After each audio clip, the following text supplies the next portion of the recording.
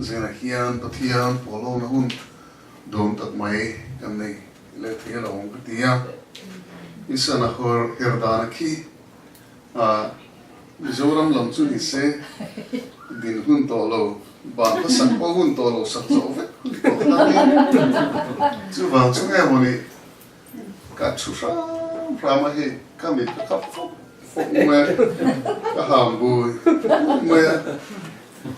mi tu en sai la kan ka lo zai ni de le ka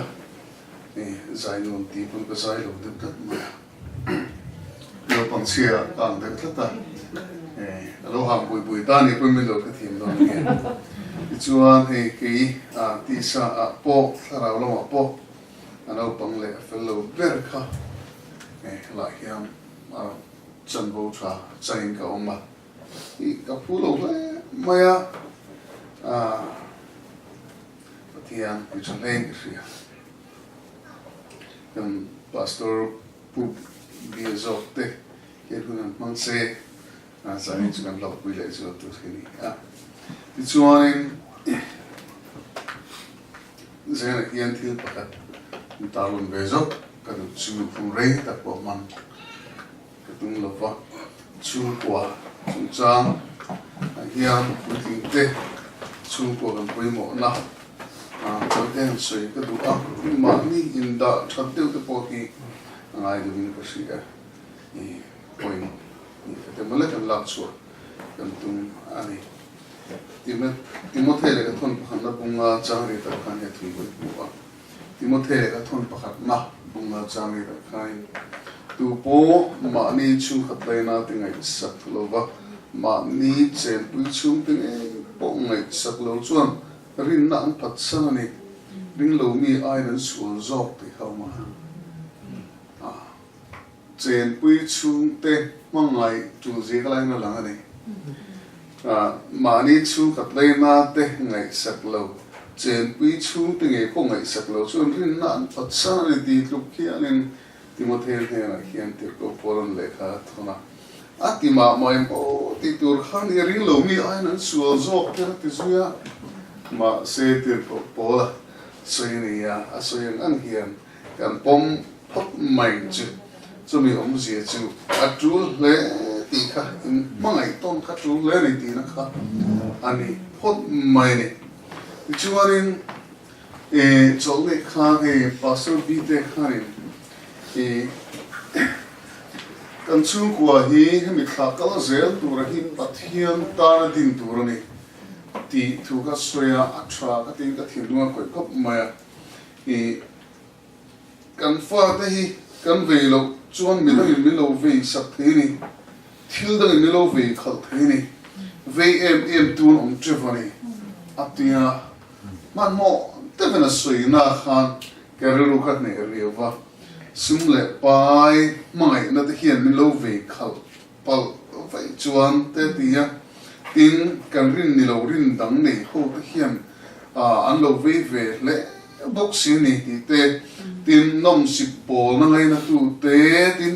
internet le hang games khatin action tu ten an lo ve em ani chuwang chuan kan fa thi kan ve lo chuan tu te kut zara mo hian an tu the ni kini ang mai ve tu te le kini ai ma ve tu te kuta hian an tulut mai don ani ti tu kha asoya an ni le mai kan ya kan ve kan fa kan ve kan ngai sakha alongai le mai kha ni he thlai te pok anom thona in zena hian thlai kan ri non chung lo va ko pui nei ma ba kha kan ni ya ni na thlem zau de te pui ni a sti lai chuan ngai kha lo tur kan ngai kha tur po ni velem lo chu kha in lo ti na tlar nu lo me kha Titanic long kha chak takin kal pur maya ti chuan chu long bul vela chu long Titanic ai te zo kho te khani film kur tur khan Titanic long a khan thu khan ba thon thina ma se anan hi battery athar kan thal ni se adik che lo de fa kan off le do mani le pui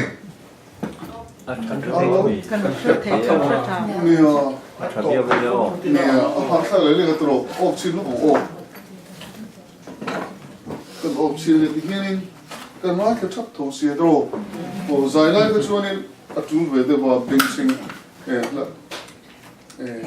นี่ย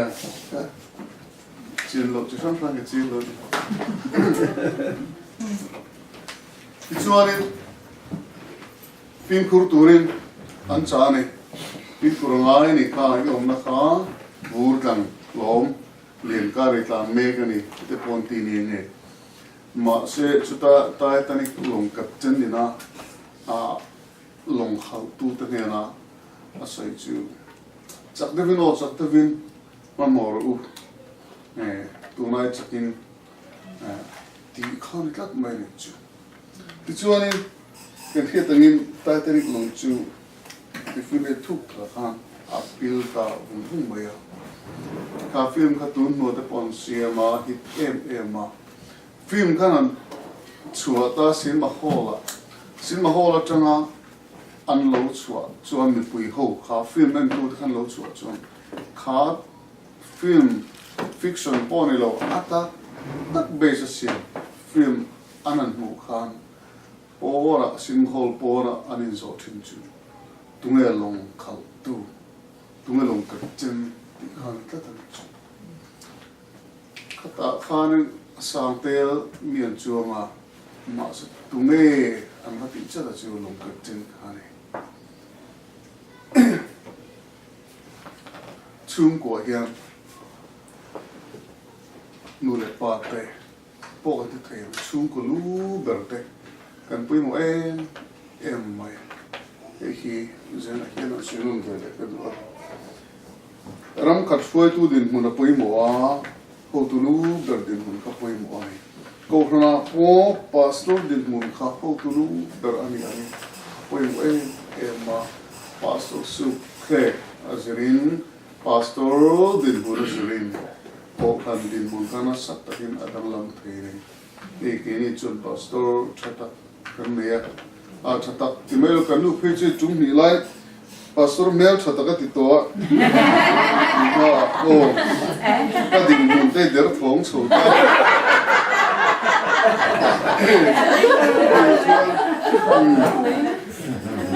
พาสโตร์ดินบุญจะขับไปหมดเรื่องไม่กดพอขนาดช่วง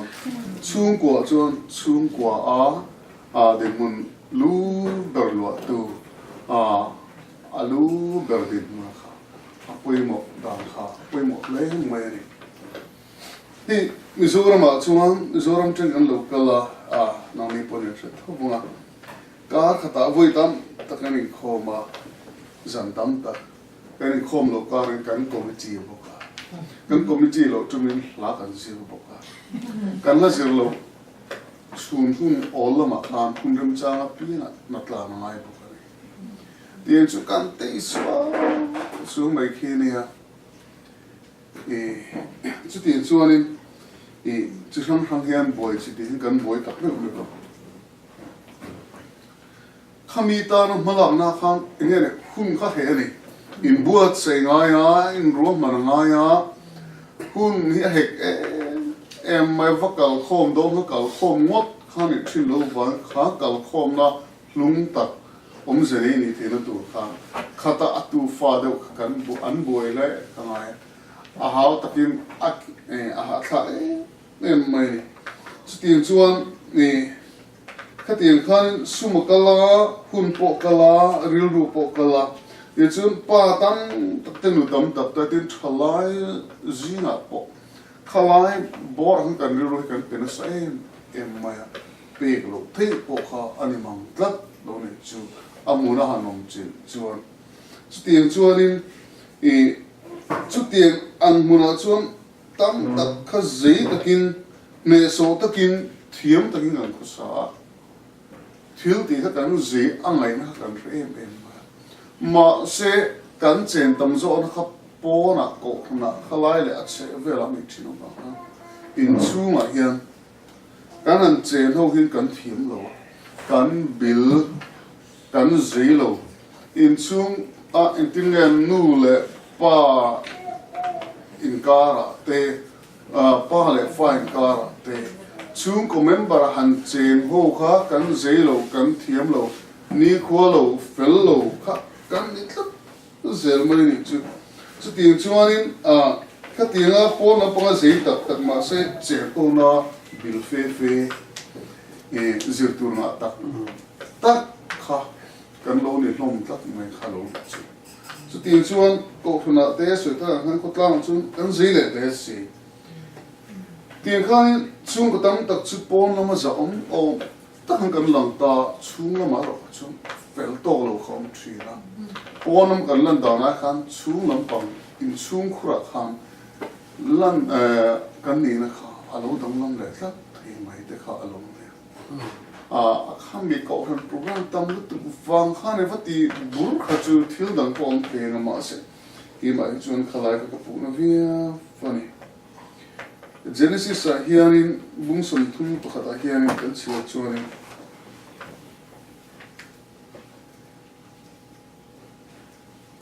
thui kan mu Jacob le apuzon laban kha anin hiala apuzon kha a phakar rutlat maya chuwa chuanin Jacob thin khana turlawa anupui te khana chua puya aran ro zong ma se labana pu khana mai thei bi si lowa ava ta chu anan niel vel ta chun Jacob khain pathian hing khom lam ta an lam du lu khopala hian kapa pathian Abraham pathian Isaac ti chu ka hne na lo phei se la chu atia khai athu soi kha ka soi tu mani lova Pathian hing an lam dan kha kapa pathian Abraham pathian Isaac ti chu ti kha Jehovah asoi du dan kha ni chuta chuan thil chiang tak lo lang THINLUNG koi tak chu kapa pathian Abraham pathian Isaac ti chu ti hi apu Abraham pathian chu Jacob THINLUNG atui lo ma Abraham pathian chu Jacob THINLUNG atui lo ma Jacob THINLUNG atu ani ma khan Isaac THINLUNG apo tui lo ma Abraham THINLUNG atu kha Isaac THINLUNG Isaac THINLUNG atu kha Jacob THINLUNG chu ani chung kwa in kha chom lai thila khan pathian kha nge takin THINLUNG andon tu khang nge kha Jacob khan aron trong chang ta labanatan apu labanatan sei tu rom lo sei de tu khom khat nu le pa ta hian sta chuan chung ko hian pathian tina THINLUNG kan tu tur ni tilai kha zaina kan soi tum bera chung ni chu nu le pa ta hian chung ko hian pathian tina THINLUNG ni kan tu hi tu ling khria kan zawa hian in bi chian peila kan bi pathian kan tina hi kan nu pui fanau te kan chung ko THINLUNG a hian kan tu ve re ngam tilai kha in zo chup tai de chu pui man khria o ran kal kanin lalparung pur dal kan bola hian kan fa te THINLUNG kan tu pha to khi in nge ni pathian tin le mangai let mangai kan tu ko khan activity ava zai ve vil remote na kan fa tin lano pang de boka en ko lan dum de boka tu na ri chuan ke mari chung ko chon thil thui tak soi tur ka ni ho lo ba in soi po ka cha lu tu lo kan fa pa hi kum ma mi ni lai tangin football a khela zan thim noya khuala var chen ma hian a chang lu tu to kha ball nen a football but bun to pom thamang lo deu hian a bun a ti khani a kal chu ka thian de so ta mu lo ma a va thim ve za ku za thina ni chu ti na football a chu a Australian chu ne ke in khel ngai lo le anu po pet ngai dik mi a lo ni football a chu fa pa nei tlat ma kan thil te hei zo kan venga tiam chuanin kan fa pa chu o zia hin kan thova put khan ta zui phe tin chuanin a hon tlai ka lo wangin ein khel ka fa ngap thi chu ka koi hong chu chu tiền ang chuanin ka fa pa ka boi pui na sa ko ma tu na hian a thian pa chu India under 16 team a hian atel a thian pa chu India team atel ta chuanin kan fa pa chu a zui zo thlot lovin tai mak thu kha football training an kal phang na zong lung len kal phang na zong a kal vectoring what mai ne ka fa pa chu ta hoi tla mai zin again kan tho ve te khan ani kan se a ba ka pe to ni ati chung ka kal ve khang lai ti chong motor ka ti lu an tla na ti ren mai chuanin in khel ngai lo mual chu na han lua thin phuri ngot thi o ka hau khat zel chu mo chu mual len deu te mi ve mual ni te chu ma sai chu ti ro ni si chu ka fa pa ka hoi jing na tu ka chuan Lungai District Football Association kan grassroots football committee and game kan chu ta chuanin vice chairman na ron ro chu male kan nu ne na le kha kan mo chu kan hi sa kan i cha mai kan fa pa chu tiang ta chu kan boi pui tiang chuan kan boi pi ve en mai ma se India ma chuanin footballer ho re hian kum som par man ni chu som thuman in tiang som pa sang ni chu som pa li in tiang ti khan tin birth certificate lem hi fakan chu zora ma po chu khanin pani pathu le te po me ten tia in khan kali fer furma chuan kan fa pa chu an trial ve thina ne khoi mo te hian kan kal puya ma si se hi te vagalo a chan san dera po final selection vel an dropa nang chu late boomer tur ni nakin dewa lauting chau turini an tia rilruna takhina lo hom thina ke ni pon rilruna mai kan ti thiam pui e ma khoya ma thling ngai lo mani mani kan is gupri to lo buka high school inter high school district sport at kan annual puizina chun top scorer at kan ni so tin chuanin arwal pia chuan khelve pang le ringa ma se age level a chuan angai na khawng si la ba chu tin chuanin ariru khana thin ma ke ni pukan na preview thina ma se we ka ma thien te angin bus certificate lem si ma la ngen ngai lo ba asila ngai lo shim mani chumi chungcha chuan anule pa te kan ngom ve le en chu birth certificate lem hi kan ne na tang hianin basic turai ngai nge lo le ama poina nei tu na nei reng lo kha ya a thinlung a kha thil dam tam ta chuan fellow ti na tam tak tam ne ya chuan na tur em pom chu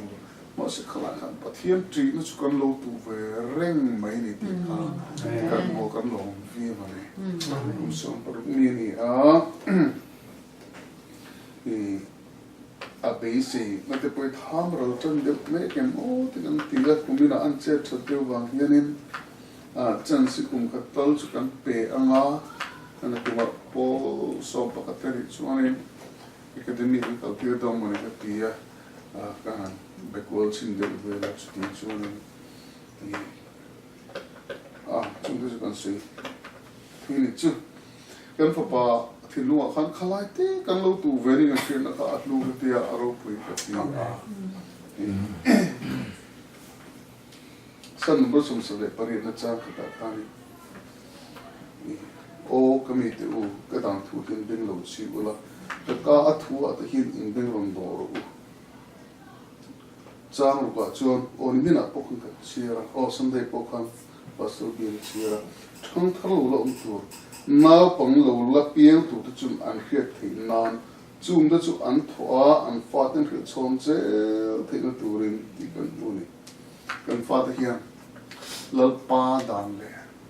a thu te hi kan pui sa ni tin che thei na tur hian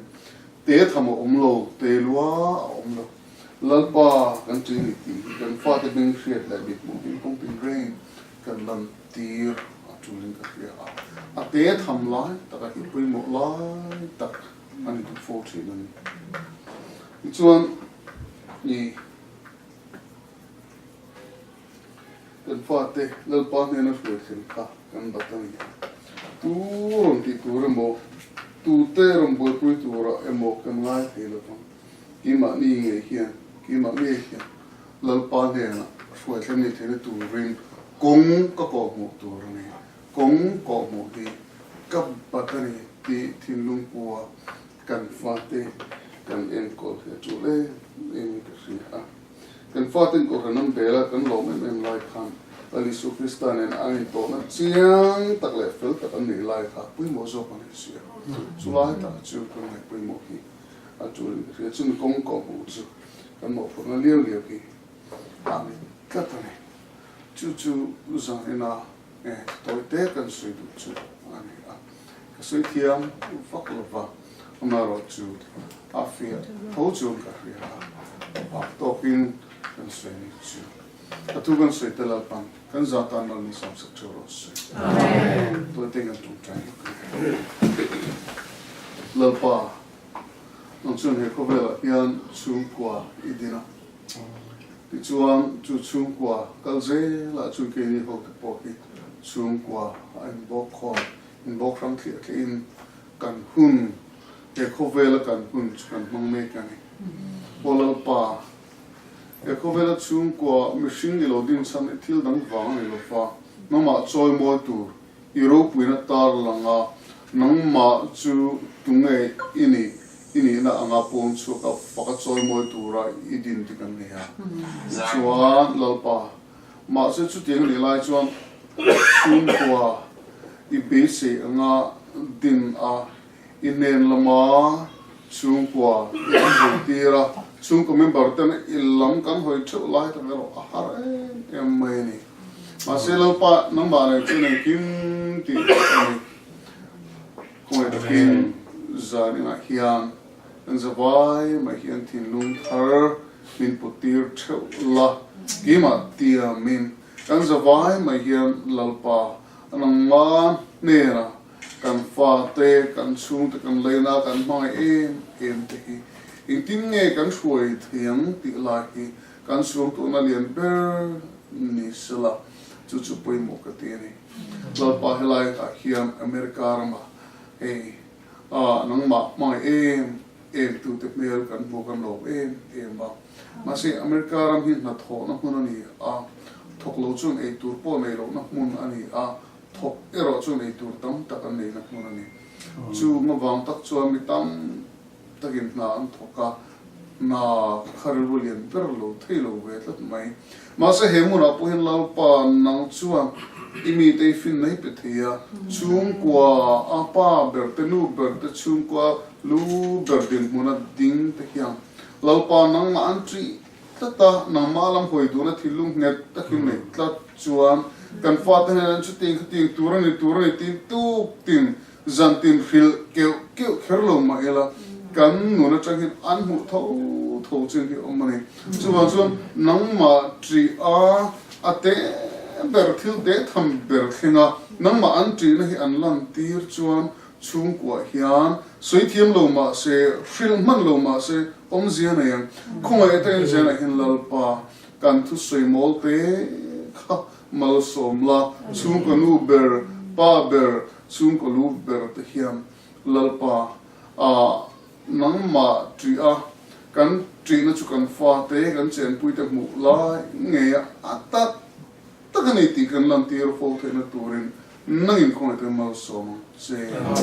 zena hian min shue khoi na kan chang kan lom em mani kan ti sual aro min ngai dam la chu chi fa pai su krista min kan di na che amen một tu cần đất này không ai không trong sự rồi này là cần để hello nak tuk kha dariat nia chuanin nau pang lam kha room 205 206 kan ena 205 taka kha AA meeting nan nei do na chu all meu don lo anga so bangin heta 203 lama mo in run in suan sok don nia 205 an man don bangin meeting room a khan o leng ve thong chu mo an tam nia AA meeting Wednesday night 8 p.m. to 9:30 p.m. at the room 205 at the bangin hey Thursday so all la Wednesday he all low ani hi chu kan han thil chau ni 203 chu la all thobe la thamula ding lo lo nga la pakhat kan saleng